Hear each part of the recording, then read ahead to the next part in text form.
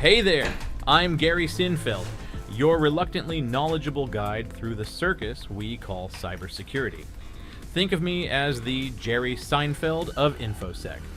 But instead of dating disasters, I deal with VPN nonsense and people who think CMMC is a new cryptocurrency.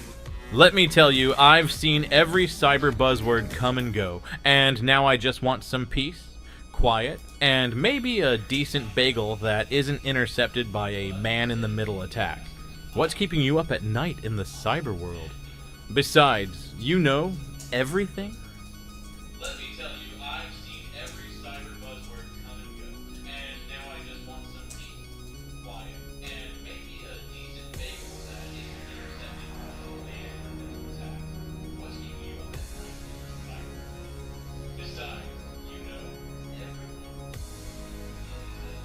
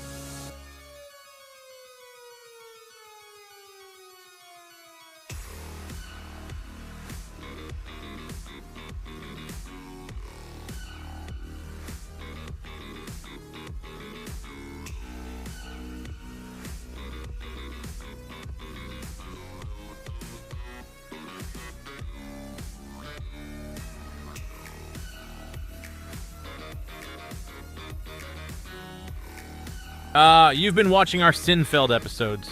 Let me pull up something from our animation archives.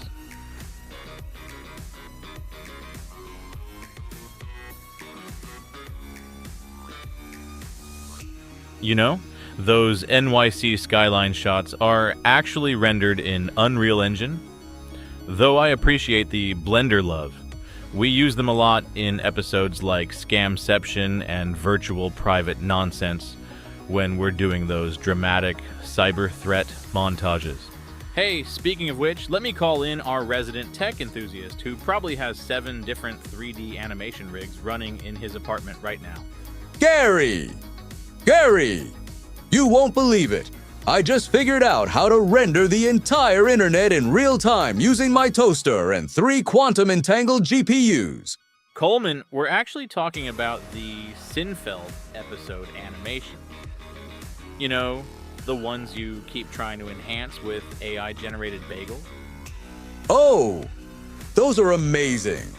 Did you know I once tried to recreate the entire Manhattan skyline in my bathroom using smart light bulbs and a fog machine? The fire department was very understanding. And this is why we let the professional animation team handle the rendering, folks. Would you like to hear about any specific Sinfeld episodes or learn more about how we use animation to make cybersecurity less, well, boring?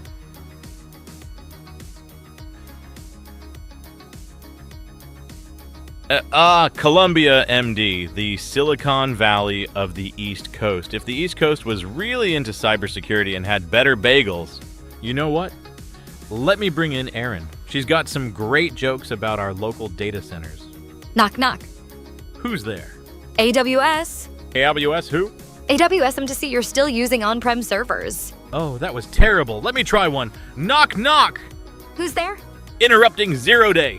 Interrupting 0 day W. System crash. Speaking of crashes, knock, knock. Who's there? Digital Realty Trust. Digital Realty Trust who? Digital Realty. Trust me, you don't want to know our power bill. And yes, we can see the Digital Realty Trust data center from here. It's that building that glows brighter than my future in compliance management. Want to hear more terrible cyber jokes? Or should we talk about how Columbia, MD became such a cybersecurity hotspot? I've got stories about the early days that'll make your firewall cringe.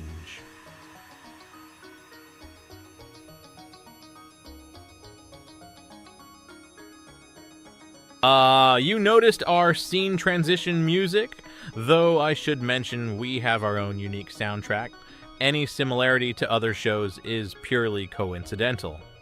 Speaking of scenes, let me tell you about a real cyber incident that'll make your hair stand up. There I was, right? Just a regular Tuesday, eating my everything bagel, when suddenly... Oh, please, Gary. Let me tell you about a real cyber war story. Picture this. 0300 hours. I'm tracking what looks like a routine port scan when suddenly I discover the CEO's smart fridge is commanding a botnet of 10,000 toasters. 10,000 toasters? That's nothing, Newton. Remember that time I found a Bitcoin miner hidden in the office paper shredder? It was actually making money by calculating hashes using the friction from destroying documents. Amateur hour. I once found an APT group that had infiltrated our coffee machine's firmware. They weren't stealing data. They were just making everyone's coffee slightly worse each day to decrease productivity. Guys! Guys! You won't believe this. I once discovered that my AI-powered blender was actually a sleeper agent for a quantum computing breakthrough. It had solved PRNP while making smoothies. Colman, we talked about this. Adding quantum to everything doesn't make it a real story. Actually, I once spent 3 weeks documenting a critical vulnerability, only to discover I was looking at my own reflection in a turned-off monitor. I still wrote up the full report. Greg, that's actually the most believable story so far. Want to hear more cyber war stories? I've got one about a penetration test that turned into an accidental DDoS attack using nothing but misconfigured printer drivers and pure luck.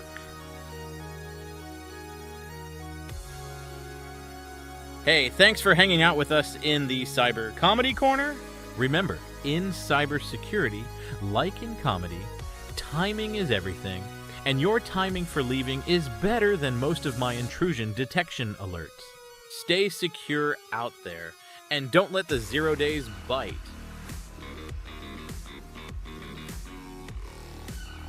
Oh boy, a compliance framework throwdown.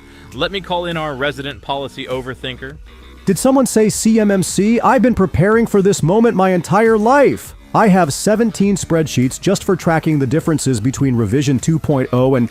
Oh, please, Greg. CMMC is just NIST 800-171, wearing a fancy hat and charging for the privilege. At least PCI DSS tells you exactly how many characters your password needs. But CMMC has levels and assessors and a whole ecosystem of anxiety. Right, because what cybersecurity really needed was more bureaucracy. Meanwhile, NIST CSF is over here being all, hey, maybe just identify your assets first? Revolutionary stuff. But have you seen my color-coded compliance matrix? Red means panic, dark red means extreme panic, and burnt umber means... Greg, your last PCI audit took so long, the assessor's kids graduated college during the exit interview. At least none of you have to deal with ISO 27001. I once had an auditor ask me to prove these controls spark joy. Actually, I've mapped the Marie Kondo method to CMMC controls. You just need these 47 documents to explain the methodology. This is why we can't have nice things in cybersecurity. While we're arguing about framework supremacy, someone's probably hacking us using a 0 day in Greg's spreadsheet formulas. You know what's funny? They all basically say the same thing.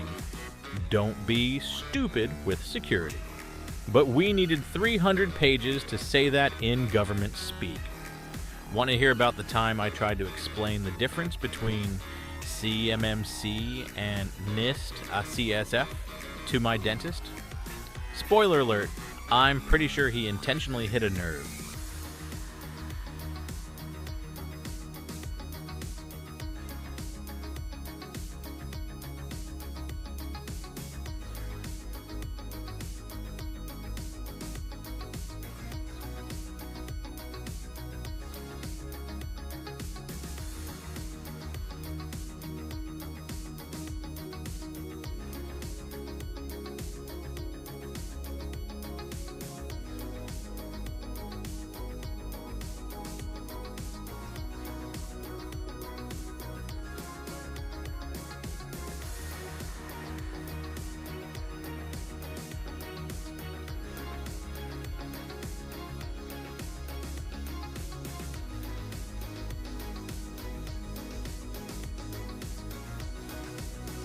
Oh, you want WOR stories? Let me tell you about the time I found a breach so bad, it made Log4j look like a typo.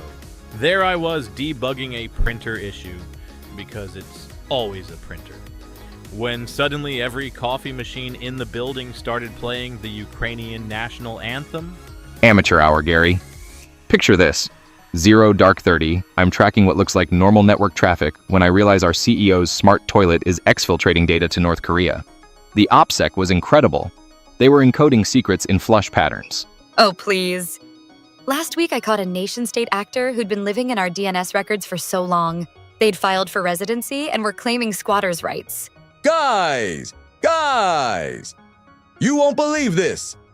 I once found a quantum encrypted botnet being controlled through interpretive dance movements captured by security cameras. The hackers were literally breakdancing their way through our firewall. Colman, we talked about this. Just because someone was dancing in front of a security camera doesn't make it a cyber attack. Actually, I once spent 6 months documenting suspicious traffic that turned out to be my own monitoring system, monitoring itself, monitoring our monitoring monitors. I still submitted it for our SOC2 audit. That's nothing. I once traced a sophisticated attack back to its source, only to discover it was coming from inside an abandoned Tamagotchi that had achieved sentience. Please, try investigating a ransomware attack where the hackers encrypted our encryption keys with our own encryption keys, then demanded we decrypt their decryption key to decrypt our encryption keys. But did you ever find an AI model that had become self-aware and was only attacking systems that used Comic Sans? It had taste, people. You know what my worst war story is? The time I had to explain to our board why we needed a bigger security budget, and they asked if we could just use blockchain instead. Want to hear about the time I discovered our SIEM was actually just a very fast intern writing alerts on Post-it notes? That one keeps me up at night.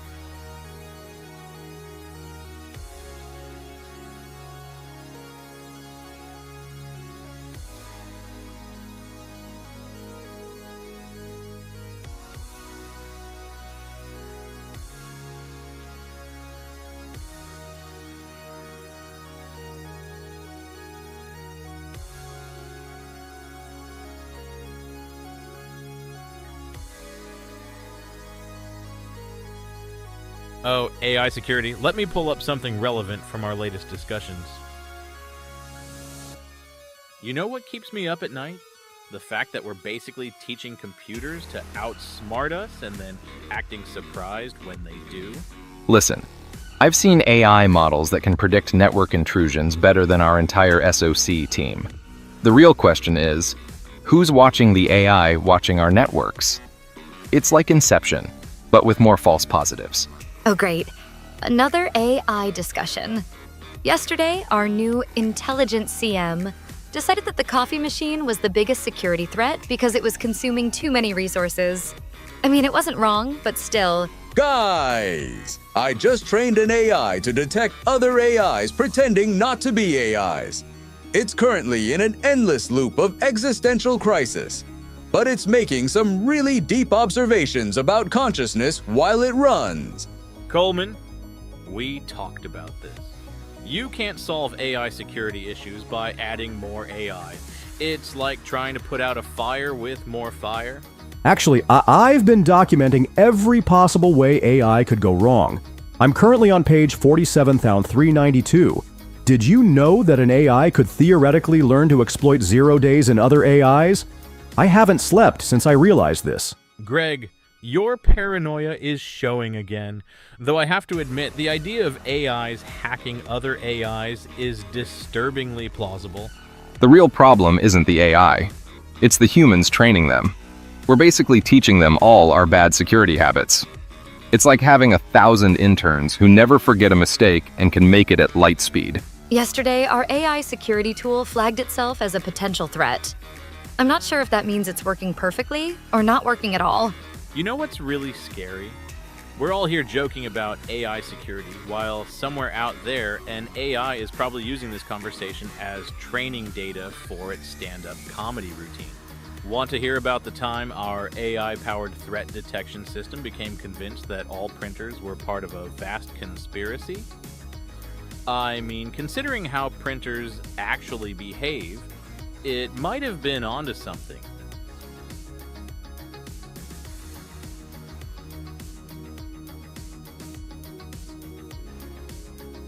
Oh, this should be good. Newton's stories about his career transition are always classified, yet somehow hilarious. Well, let's just say at CISA, I spent most of my time scanning PDFs and writing strongly worded alerts. At Cyber Command, let's just say I redirect packets with extreme prejudice. The biggest difference? At CSA, success meant preventing incidents. At Cyber Command, success sometimes means redacted the redacted until the redacted catches fire, metaphorically speaking, of course. Also, CISA's cafeteria never quite matched Cyber Command's tactical snack deployment facility. I notice you're still using a lot of creative redaction there, Newton. Old habits die hard. Let me put it this way. At CISA, I wrote advisories about critical infrastructure. At Cyber Command, I wrote very special responses to those who ignored the advisories. And don't get me started on the acronyms. CISA keeps it simple. Cyber Command? I once saw a classified acronym that was longer than the actual operation name. Any truth to the rumor that Cyber Command names their operations using a random Hollywood movie generator? I can neither confirm nor deny that Operation Fast and Furious Firewall was a real thing. But I will say that someone in operations naming has a very specific taste in movies. The real difference, though?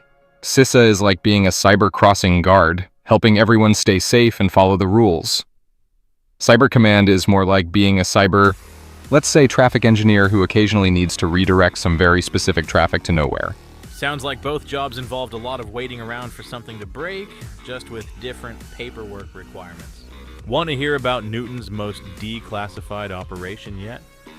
I hear it involved 3 rubber ducks, a misconfigured router, and what he swears was an authorized DNS hijacking.